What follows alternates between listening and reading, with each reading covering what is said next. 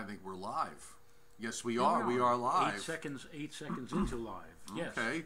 And here we are. We're together for the first time in a week. And guess what? This will be the last time for That's right. week. Another week, yes, because of the Thanksgiving holiday and scheduling days off, people being moved around. Joe Cioffi here, Fios 1 News, Long Island and New Jersey. And Joe Rao, Fios 1 News, Lower Hudson Valley. Just to give everybody a heads up with respect to what's going on, just real fast schedule-wise. So I'm out tomorrow, but you're in. Right. Okay, Thursday I will be on in midday, and you're out. I'm out, but then I'm coming back on Friday. You're out, but you're here on Friday, and I'm out. You're out. Okay, and so did you get all that now? Right. So just make sure you understand that. Okay. All right. So we are here a couple of days. We are now 36 hours before technically Thanksgiving arrives, and it's all coming in, Joe, with a brutally cold Arctic air mass. Well, 36 hours, and we're going to have an heat wave on Yeah, Thursday. It's true. The kitchen's going to be the warmest room in the house, and probably. I would suspect that a lot of people are going to be hanging around there. But it is going to be cold outside. This will be one of the colder Thanksgivings we've had in quite a few years. Absolutely, and we are looking at what may wind up being among the 5 coldest, depending on how the temperatures play out in terms of, what's the temperature at midnight tomorrow night? Is it going to be in the 20s already? Will it be more in the low 30s?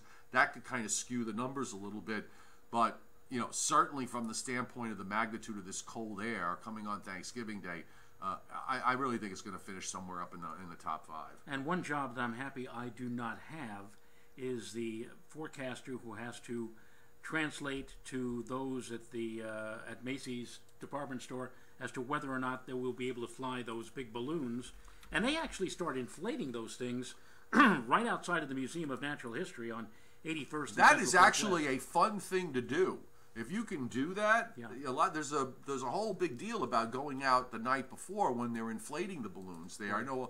I know if a lot of people that have done that. I've never gone, but I know people that have, and they say it's a lot of fun. They even built an episode of Seinfeld around the inflation of those balloons. In fact, I think Jerry in in that episode somehow he manages to pop Woody Woodpecker. Yeah, believe it or not. Nice.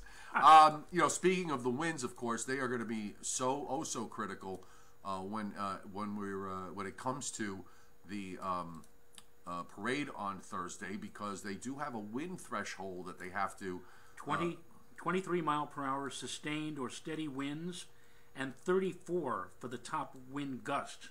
And if you remember, I think now it's about 10 years ago that there was one particular windy day. They were trying to hold the balloons low to the ground, but one balloon, I think, hit a lamppost or a street lamp or whatever, came down and actually seriously injured. I do remember that. Yes, somebody who was watching.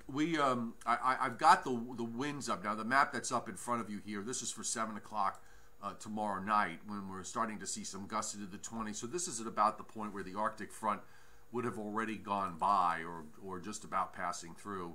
But I'm going to move it to, let's move it to daytime Thursday, and we are now, it's going to take a moment to load up, but we'll take a look at these. These are the wind gusts, and it's loading. Come on, seriously, is everybody looking at wind gusts? Okay, so this is at 7 a.m. For wind gusts that are up in the low 20s. Let's see where it takes us when we move it up a couple of hours. So let's go to 10 a.m. I kind of think these wind numbers, they've actually earlier forecasts, they were winds up into the low 30s. They seem to have cut them back for some reason on the Weather Service. I don't know. I'm thinking it's going to get, it's going to be, fairly gusty for Thursday morning, right. And you're going to see some pretty, low wind chills. So I think these winds are underdone, frankly. Well, if they do end up in the 20, 25, or even 25, 30 mile per hour range, they'll probably fly the balloons. But as I noted from years past, they'll probably hold those balloons down low. The higher up, obviously, the balloons are, the more windier it's going to be up there as opposed to right. down here. Well, the sustained winds now, they're going for 15 to maybe 17, 18 miles an hour. Mm-hmm. I don't know. I still have a feeling that the winds are going to be stronger, stronger than what's being forecast here for the Weather Service. I'm not sure why they pulled the winds back a bit. And in the very beginning of the parade, when they first came up with the idea of having big balloons, this was back in the late 20s, early 30s. When the parade was over, they actually let the balloons go. These are not these. Many of these characters now trademarked and whatever, and yeah, they can't let them go now. They're too rich, too rich, and too much too expensive to make. So here are the low temperatures for Thursday morning. Yeah. So we're looking at 21 in New York City, 20 for White Plains, 15 for Poughkeepsie and Newburgh. I'm sorry, not Poughkeepsie. Let me just get a little move this up a little bit. Poughkeepsie 14, 19 for Patterson, 20, 21 for Newark and nearby. Shave 10 or 12 off of that because that's going to be because of the wind. And if anybody's out there, standing out on Fifth Avenue, is it Fifth Avenue? I don't think they go down. No, it's Broadway. It's Broadway. It's Broadway. They start, I think, near Columbus Circle, and they go to Herald Square, right. and they go down Broadway. I'm getting that confused with the Columbus Day Parade. Yeah, those are all on Fifth Avenue. Yeah. These are the lows, by the way, for Friday morning. So I know there's folks that are going to go out Thursday night to get into some of these stores that open really, really early for the Black Friday shopping spree, which in the last couple of years has gotten to be a little less in terms of folks running out right. for all this stuff, but no matter. I haven't seen the P.C. Richards every year. P.C. Richards takes out a full-page ad in all the newspapers, telling everybody how shameful it is that their competitors are open and that they never open right. on Thanksgiving Day. But there are a few REITs. Costco doesn't open, and a few others that don't open. By the way, these are the lows Friday morning. Poughkeepsie 5, Middletown 5. Ouch. I'm not sure what that is between Newburgh and White Plains, it's but cold. It's a 9 and it's cold. 18 for the city, 13 for Brentwood, so that would be Islip. 9 for I'm guessing that's well, or maybe it's just a little east of West Hampton, but it's either way. If winds really drop off the dead calm, there are going to be some very cold numbers that you're going to see, and as this cold air mass, as fast as it moves in, Joe, it moves out pretty quickly as well. Mm-hmm. And we'll let me bring up the we'll do the surface map really, really fast here. I'll just go back and put the right precip on, coming off that map of Hawaii. Okay, so here's our Arctic front. Maybe a snow squall or a snow shower or two with that tomorrow afternoon, late in the afternoon. Why not mention it? I mean, it's a possibility, and of course, in the aftermath of what happened on Thursday, the last thing we need to have happen is a snow squall, 5 or 10 minutes worth, suddenly coats one of the major thoroughfares in the tri-state area, and have some politician say, "Well, no one told us about this, so we're going to tell you." Now we're telling you. Now we're telling you. There's a possibility, small as it is, of a locally right, and it could be the kind of thing where maybe the vast majority of you don't see anything. Either way, it gets brutally cold into Friday morning. That cold air pulls out very fast. So as this warm front that comes toward us on Saturday, we're going to see temperatures moderate relatively quickly. We'll probably get into some rain here Saturday night into Sunday morning, and then after that, we actually could see a little bit of improvement, but we've got this next weather system, and because we have this blocking pattern that's developing, that low is going to try and go toward the lower lakes and come to a grinding halt because of a big blocking high that's building up in Canada, and then it'll redevelop. So we could wind up with a sizable rain and wind event here Monday, right. As this system goes by. Agreed? Agreed. And I'm going to make a suggestion to everybody because of the fact that we are looking at blocking and the fact that we're looking at possibly a protracted spell of below normal temperatures as we move into the first part of December. Sunday, after the raindrops finish and hopefully the sun comes out a little bit in the afternoon, it may very well get to like 50 degrees or close to 50. Oh, yeah. That being the case, maybe you might want to consider, put in the back of your mind now, maybe some of you who have especially extensive Christmas decorations out of doors, take advantage. You may want to take advantage of the warm temperatures. The last thing you want to do is try to put all that stuff up when it's in the 30s and it's windy and it's blustery and suddenly your fingers feel like pieces of wood.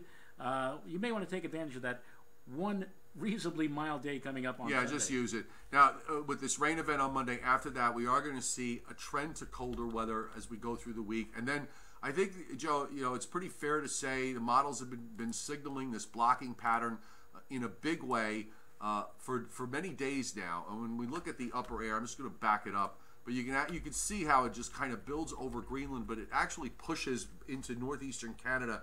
So you have the jet stream suppressed so far to the south. This is actually a fairly ominous look, and I'm quoting Dave Tolleris now, and I agree with him, where you have blocking in eastern Canada and this this vortex that drops down near Lake Superior. This could be this could be a rather stormy period going forward next week and a little bit beyond that. The question of whether any of this becomes the event for Monday is certainly going to be rain. But, there is going to be a return of some cold air as we go through the latter part of the week. So if we wind up with another early season snow threat at some point, don't be surprised. It's not out of the question, especially like what we went through last Thursday. And again, the Climate Prediction Center is saying in their experimental 3 to 4 week probability of temperatures below normal, pretty well below normal for about 75% of the country, including our area. And in terms of precipitation, they do have an above normal area over the southeastern states. We, however, are located just far enough north so that maybe we'll actually see either near normal or maybe even slightly below normal. And that could happen. If the cold air really asserts itself, it might be able to push or suppress any kind of threatening weather maker just off to our south. But again, all of this is speculation at this Justin point. Durso is NYPD cop. Be safe during your work days going forward with the holidays, Justin. Happy Thanksgiving to you. You're working the Rockefeller Center Christmas tree lighting detail next Wednesday. What's the weather looking going forward? It won't be very cold. It'll be chilly, but it won't be very cold. And I think by next Wednesday it will be dry. This will be the earliest. The tradition now that they've built up now is that they go 6 days after Thanksgiving for the lighting of the tree. So the Wednesday after Thanksgiving. So considering that this is the earliest that Thanksgiving can come, November 22nd, then it's this is the earliest. This will be the earliest for the tree lighting.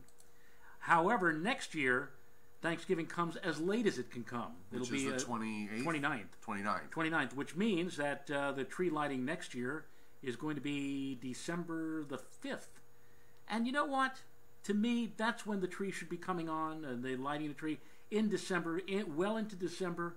I mean, it's getting to the point now that, if they had that in their way, they'd probably be lighting that thing in October, or early November. Yeah, I know.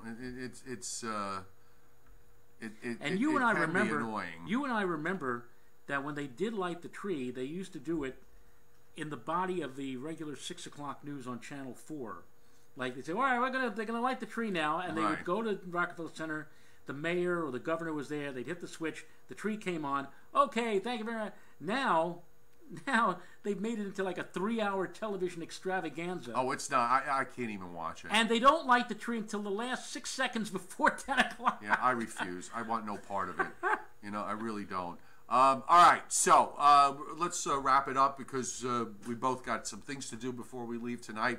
Let me just really quickly remind everybody that if you have an Android mobile device, you can download my free app. I just put the link up on there on Google Play, so you can keep abreast with all the latest weather developments on my websites and everything else. Plus, in case you ever miss the Joe and Joe show, and you might have missed the one that we did on YouTube tonight, earlier tonight at 7:30, you can go on the app and watch the replay of the Joe and Joe show. You can revel in all 56 minutes of it. That's right. It was long and informative, and they needed 56 minutes because we haven't done it for the last 5 days. Right. So, all right, so we're going to wrap it up here, folks. Have a happy Thanksgiving. I may pop up from time to time, but I'm also going to take a little bit of downtime as well. This man does not sleep. This man does not sleep. So happy Thanksgiving to all of you. I did notice some of you put up happy Thanksgiving wishes to both of us. Thank you very, very much indeed. And Joe and I will be back together next Tuesday. Wait a minute, are you off on Monday? Yes. You're off on Monday? Yes, I'm off Friday and Monday. I didn't know this. Well, maybe I did know this, but I just forgot. All right. Yeah, no, it's So it's going to be another week. Exactly. So it'll be another week. We'll be back a week from today together. Until then, he and I will be showing up separately, and of course, don't forget at 10 o'clock, Fios 1 News Long Island and Fios 1 News New Jersey. And Fios 1 News Lower Hudson Valley. And Joe, you make it a good Turkey Day. You too. Happy Thanksgiving, Joe, and we'll see you in a week.